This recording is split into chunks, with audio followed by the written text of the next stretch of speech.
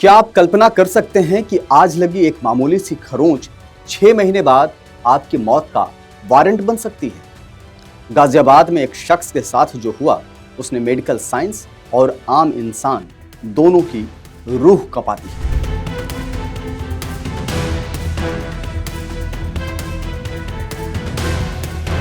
नमस्कार, मैं हूं नीरज शर्मा और आप देख रहे हैं हमारा स्पेशल रिपोर्ट।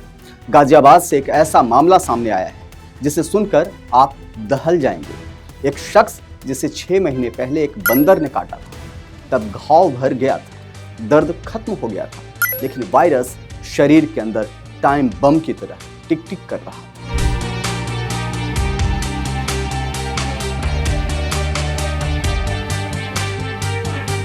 उत्तर प्रदेश के दीनागढ़ी निवासी 28 साल के युवक को करीब 6 महीने पहले एक बंदर ने काट लिया था। उस समय उसने इस घटना को गंभीरता से नहीं लिया, न ही कोई एंटी रेबीज टीकाकरण करवाया। धीरे धीरे समय बीतता गया, लेकिन हाल ही में उसके व्यवहार में अचानक तेज बदलाव आने लगा। बंदर ने काटा था, मामूली जख्म हुआ, शायद लापरवाही हुई या जानकारी का अभाव, लेकिन उस वक्त रेबीज का इंजेक्शन नहीं लगवाया गया। वक्त बीतता गया, 6 महीने बाद अचानक उसे पानी से डर लगने लगा, रोशनी चुभने लगी और हवा के झोंके से शरीर में ऐंठन होने लगी। जब तक उसे अस्पताल ले जाया गया तब तक बहुत देर हो चुकी थी। रेबीज उसके दिमाग पर कब्जा कर चुका था। डॉक्टरों के मुताबिक रेबीज का इंक्यूबेशन पीरियड यानी बीमारी दिखने का जो समय होता है वो कुछ दिनों से लेकर 1 साल तक हो सकता है। एक बार लक्षण दिखने के बाद दुनिया में ऐसा कोई इलाज नहीं है जो जान बचा सके। अब सवाल है कि आखिर रेबीज है क्या? दरअसल रेबीज लिसा वायरस के कारण होता है। यह पागल जानवर जैसे कुत्ता, बंदर, बिल्ली, नेवला की लार में होता है। अब आपको विस्तार से रेबीज के लक्षण के बारे में बताते हैं। आमतौर पर इसके 3 लक्षण होते हैं। अब हम आपको बारी बारी से उसके लक्षणों की जानकारी देते हैं। सबसे पहला लक्षण है हाइड्रोफोबिया। इसमें पानी को देखते ही मरीज के गले में भयंकर ऐंठन होने लगता है। अब बात लक्षण नंबर 2 की, जिसे हम कहते हैं एरोफोबिया।